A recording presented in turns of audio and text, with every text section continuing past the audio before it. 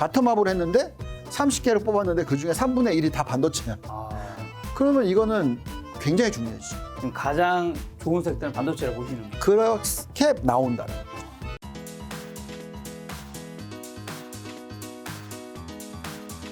오늘 주제는 바로 글로벌 투자 편입니다. 최근에 뭐 금리 상승에 대한 두려움이라든가 뭐 인플레이션, 법인세 인상 등 좀 우려가 심한데 여전히 주식 투자 매력적이라고 보시는 건가요? 자, 지금 3월달, 2월달, 3월달에 그 주식시장을 흔들었던 가장 첫 번째 이유는 네. 실적은 좋은데 경기는 회복하는데 부양책들은 좋은데 금리가 빠르게 올라간다. 그렇죠. 금리만 가지고 얘기를 했어요. 네.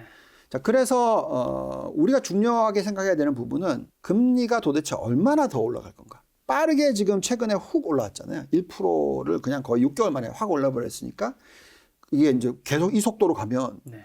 뭐 좀 있으면 2% 가겠네? 네. 좀 있으면 3% 가겠네? 네. 뭐 이런 식의 걱정을 하시는 거잖아요. 네. 그래서 그 부분에 있어서 어떤 확신이 있으셔야 돼요.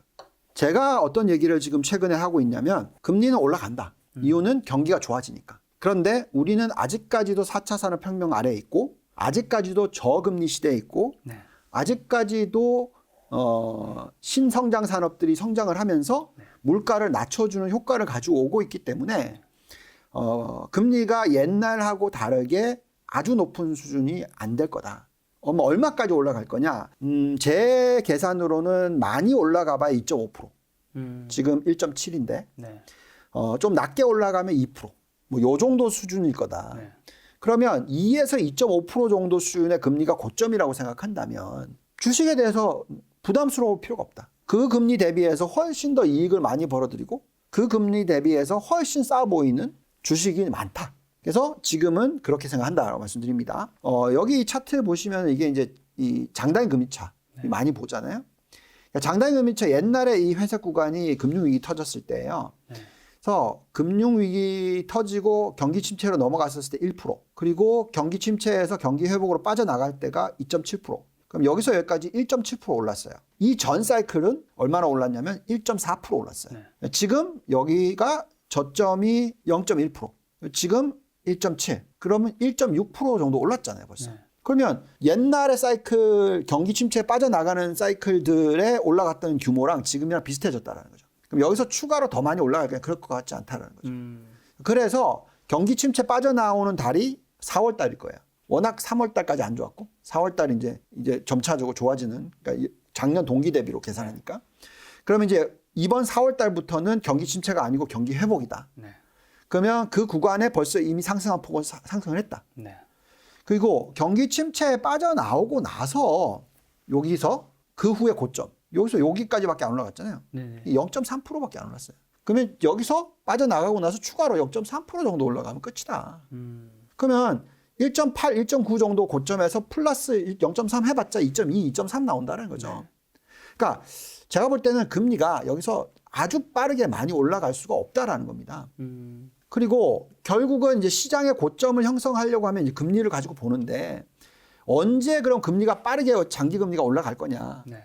단기 금리가 올라가면 또 그렇게 될 수 있어요. 근데 단기 금리가 올라가는 거는 미 연준이 금리를 건드린다는 얘기거든요. 네. 근데 금리를 건드린다라는 것은 인플레이션, 물가 상승률이 크게 올라와야 되는데 지금 미국의 5년 미래 인플레이션 예상 수치가 옛날에 정말 걱정스러웠을 때가 3%대예요. 네. 그리고 2018년 시장이 고점을 찍었을 때가 2.35%입니다. 네. 근데 지금 2.11이라는 거죠. 네. 그래서 아직까지 이 수준도 안 도달했고 이 수준까지는 거리가 멀고, 그렇다는 것은 결국은 아직은 미 연준이 금리를 안 건드린다는 거고, 네. 그렇다면 시장은 아직 살만한 것들이 많다라는 거죠. 그 다음에 또 우리가 흔히 금리가 중요하다고 계속 얘기를 하는데 네. 금리가 올라가고는 있으나 네. 실질 금리가 중요하다. 주식 투자에 있어서는. 네. 실질 금리는 10년 국채 금리 마이너스 인플레이션. 그렇게 했더니 과거에 항상 시장의 고점을 형성했었을 때, 너무 과열이라고 생각했었을 때는 대부분 숫자가 플러스 2% 수준, 그 전에는 1.1% 수준. 근데 지금 이럴 때는 사실 증시가 오히려 훨씬 더 많이 올라간다는 거죠. 지금 현재 실질 금리가 마이너스 1%예요. 그러면 이건 주식은 너무 매력이 있는 거죠. 실질 금리가 마이너스 1%인데. 그렇잖아요. 네. 그래서 이런 걸 보고 있으면 아직까지 금리만 가지고 걱정하시면 안 된다. 또 중요한 인플레이션은 유가와 식료품 가격을 뺀 근원 인플레이션 네. 중요한데 근원 인플레이션이 고점을 찍었을 때를 다 보시더라도 그리고 시장이 빠졌을 때 보면 다 2.3% 정도 수준이에요. 그죠? 네. 지금 얼마입니까? 1.3. 그러니까 아직 한참 멀었다라는 거죠. 이게 올라가야 된다는 거죠. 근원 인플레이션이 네. 정말 경기가 활성화돼서 경기가 너무너무 좋아지고 있어서 네. 인플레이션이 같이 올라가서 이 인플레이션 2%대 이상으로 올라가야지 그게 이제 끝물이라는 거죠. 아직은 여유가 있네요. 아직 여유 많죠. 그다음에 또 중요한 부분은 뭐냐면 이 정부가 어떻게 나오느냐도 중요해요. 그렇죠. 자, 지금 이 시대에 처음 보는 유동성 부여와 뭐 역사상 제 인생에서 처음 보는 거고 네. 뭐 아마 지금 살아계신 분들도 처음 보는 걸 거예요. 그 정도로 돈을 많이 풀고 있습니다. 네. 보시면은 과거에 이 2차 세계대전 때 이때가 지나고 나서 이제 이렇게 부채가 올라가잖아요. 2차 세계대전이니까 당연히 막 건물 무너졌고 뭐 난리가 났으니까 부양을 해야 될 거 아니겠습니까? 그러니까 부채를 왕창 늘려서 막 경기 부양을 하는 거죠. 네. 그래서 정부 부채 비율이 120% 돌파를 했단 말이죠. 네. 선진국, 신흥국도 50% 돌파를 했었단 말이죠. 가장 높았었을 때예요. 그죠? 자, 근데 이때의 금리 시대 한번 보십시오. 2에서 2.5%인데. 왜 이렇게 돼야 되나요? 너무 부채 비율이 높으면 네. 부채를 감당을 해야 될 거 아니에요. 그렇죠, 그렇죠. 그럼 금리가 높으면 감당이 안 되잖아요. 안 되죠. 그럼 망하는 거예요, 그냥. 다 죽어요, 그냥. 그러니 정부의 입장에서는 네. 금리를 낮게 유지시켜야 되는 거죠. 그게 10년 넘게 갔다라는 겁니다. 네. 보시면 2차 세계대전도 일어났었고 뭐 등등등 쭉 요 시대에 2에서 2.5% 시대가 자그마치 1930년대부터 1955년까지 네. 예, 20몇 년 동안 2에서 2.5% 사이에 시대가 있었다. 네. 자, 지금은 어떻습니까? 코로나가 터졌어요. 네. 이걸 뚫었어요. 뚫었네요. 예. 신흥국 숫자를 또 뚫었어요. 그럼 이건 역대 최고. 2차 세계대전 뭐 최고. 네. 아니면 그냥 옛날 역사상 최고. 역사상 최고. 예. 그러니까 금리가 역사상 최고로 낮게 유지가 돼야죠. 그래야지 안 망하니까. 그래서 금리가 올라가는 타이밍이 언제냐? 이렇게 부채가 확 떨어질 때. 부채가 확 다 떨어지고 나서 금리가 확 올라갑니다. 감당 가능하니까. 그렇죠? 그렇다는 것은 미 연준, 뭐 인민은행, 일본 중앙은행, ECB 다 금리 못 올려요. 지금은 부양을 해야 되고 지금은 경기적인 차원에 있어서 이런 금리 시대가 오랫동안 유지가 돼야지 뭔가 미래가 만들어지지. 이거 갑자기 빨리 금리가 많이 올라가 버리면 진짜 거의 뭐 3차 세계대전 날 수도 있어요. 예.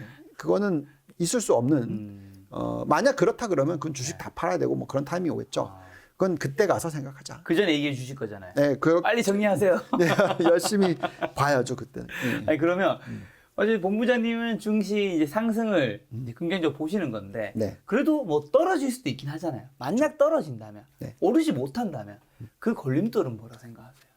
계속 말씀을 드리고 있는 부분 중에서 제가 지금 얘기하는 거는 단기적으로 좀 생각을 해봅시다. 그러니까 단기적으로 생각했었을 때 어떤 시장에 대한 악영향을 미칠 수 있는 요소들. 그게 바로 말씀하신 대로 금리였어요. 그래서 금리가 만약에 너무 빨리 올라간다. 그러면 당연히 이 큰 그림으로 놓고 봐서도 그렇고 단기적인 그림으로 봐서도 그렇고 지켜봐야 되겠죠.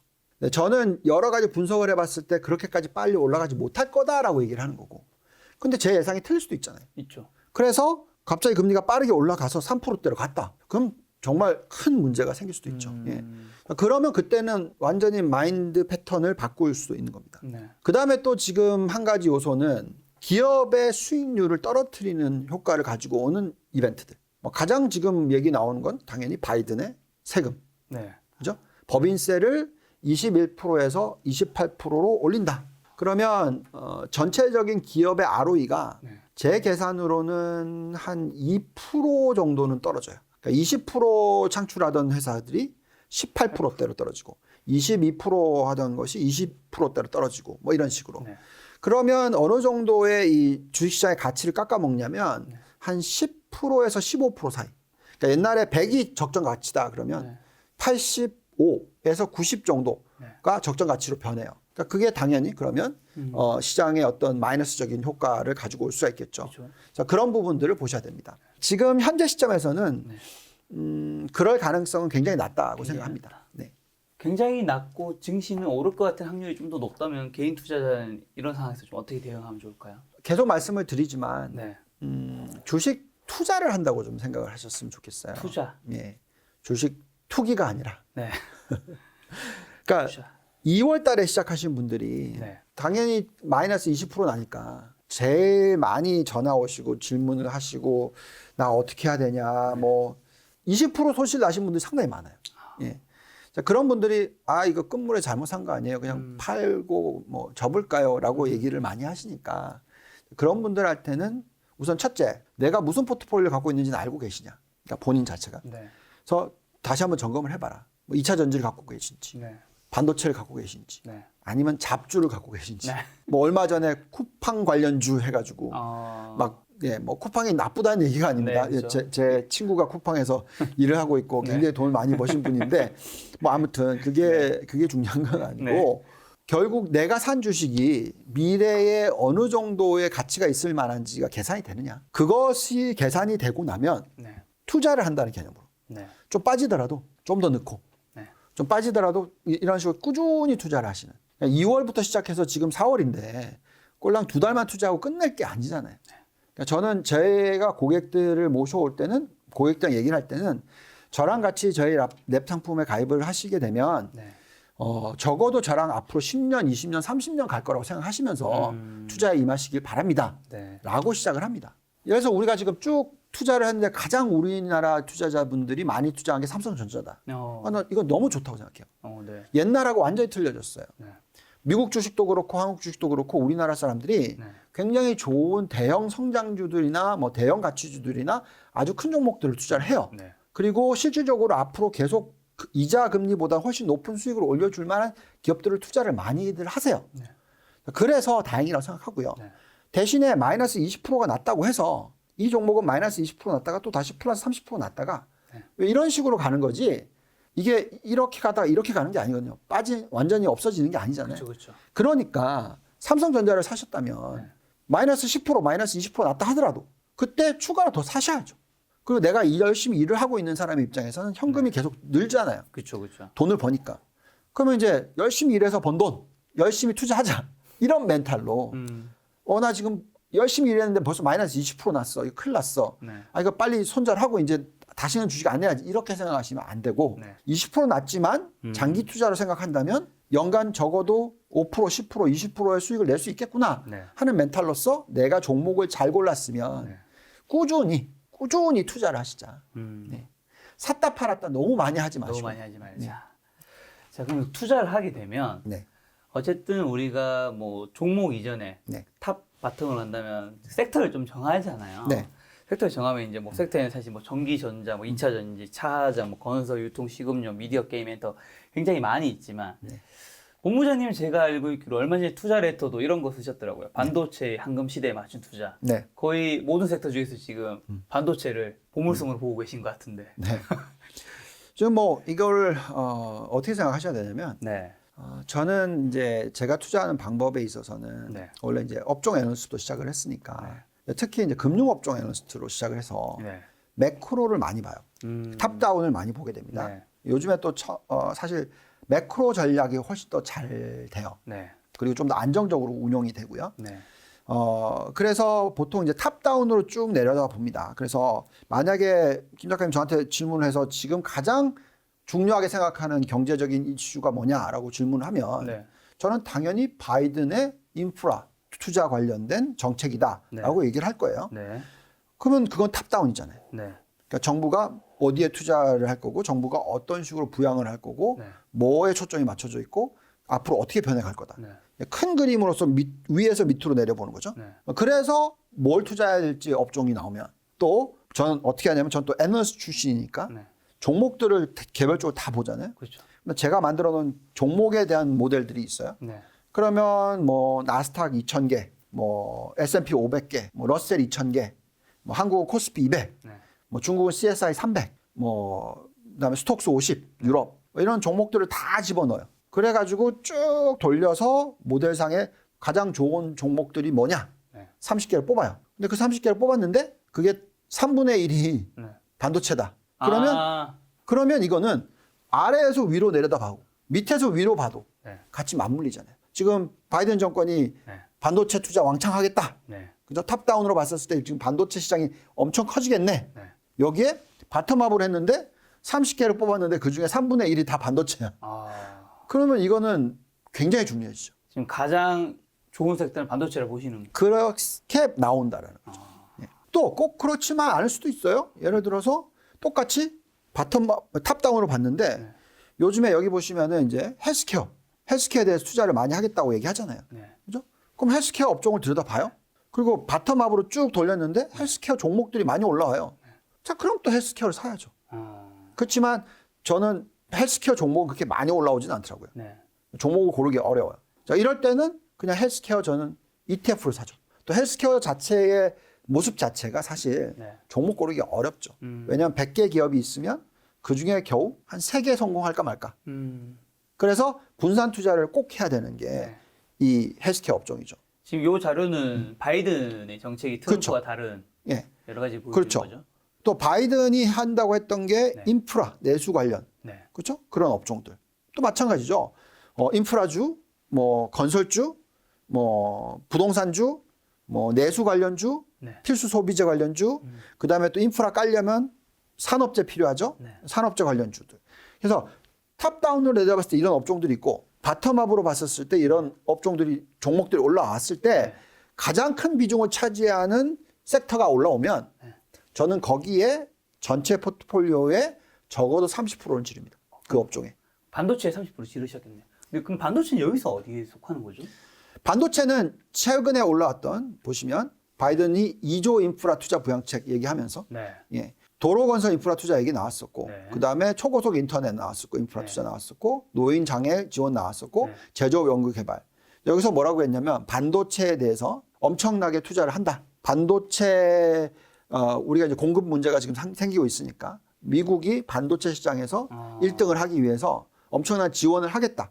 거기가 여기 안에도 들어가 있고요. 초고속 인터넷 인프라 안에도 들어가 있고 연구개발 인프라에도 들어가 있고 반도체는 여기 좀 군데군데 네, 섞여 있고. 다 있죠. 네. 자, 근데 반도체는 과거 경기 민감주 또는 뭐 경기 순환주로도 평가되는 걸로 제가 알고 있는데 네. 그럼 이게 더 이상 맞지 않는 평가인 거지. 자, 이제 제가 반도체에 대해서 네. 정말 좋게 보고 있지만 지금 네. 제가 반도체에 대해서 정말로 안 좋게 보던 시대도 있었어요. 네. 예를 들면 제가 살라몬 스미스 바니에 다닐 때 네. 시티그룹이랑 이제 합병이 되면서 네. 인수가 되면서 그때 제가 이제 2000년도인 것 같아요. 그때 정말로 뭐 많은 연봉을 받고 리서치를 하기 시작했었으니까 네. 어떻게 보면 이제 회사가 돈을 많이 벌어야 될 거 아니에요. 그렇죠. 그죠? 그래서 그때 우리가 IB 쪽에서 인베스트먼트 뱅킹 쪽에서 하이닉스에 대해서 네. 그때 이제 그 시티그룹이 네. 살라몬 스미스 바니 인수했던 시티그룹이 그 증자의 그 리딩 은행이 됐어요. 그래서 증자를 하면서 네. 그걸 갖다가 주선을 하고 거기에 수수료를 엄청나게 챙기는. 그러면 1조를 발행을 하면 네. 1조에 3% 수수료를 받으면 네. 그죠? 300억이나 받잖아요. 수수료를. 네. 그러니까 이건 엄청나게 큰 딜이잖아요. 네. 그러니까 이제 회사에서 난리가 났죠. 이건 너무 해야 된다. 저 싸웠거든요. 그때 저는 임원은 아니었고 그냥 저는 다이렉터였고 거기에 MD, 매니징 디렉터가 있었는데 IBM 매니징 디렉터. 아니 이걸 지금 왜 하냐 나는. 이거 하면 큰일 난다.